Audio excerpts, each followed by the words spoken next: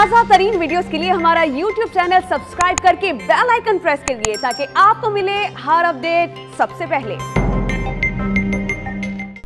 अभी खबर गुजरांवाला से, जहां 10 साला तालिबा को मुबैना तौर पर ज्यादती के बाद कत्ल कर दिया गया। लाश खेतों से मिल गई है। पुलिस ने 4 मुलजिमान को गिरफ्तार करके मुकदमा दर्ज कर लिया है। मकतूल बच्ची के साथ ही तालिबात थाना किला दीदार सिंह के सामने सरापा एहतजाज बन गई हैं। इस पर हम बात करेंगे डॉन न्यूज के नुमाइंदे इकबाल मिर्जा से। इकबाल बताएगा क्या अपडेट्स हैं इस सिलसिले में।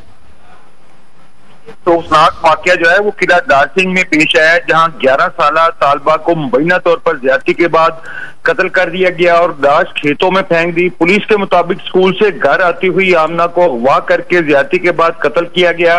मकतूल बच्ची की साथी तालिबात ने थाना किला दीदार सिंह के सामने एहतजाजी मुजाहरा किया और शदीद गमो गुस्से का इजहार करते हुए मुलजिम को फौरी गिरफ्तार करके फांसी देने का मुतालबा किया है। दूसरी तरफ पुलिस ने अली नामी उबाश नौजवान समेत 4 मशकूक अफराद को गिरफ्तार कर लिया है।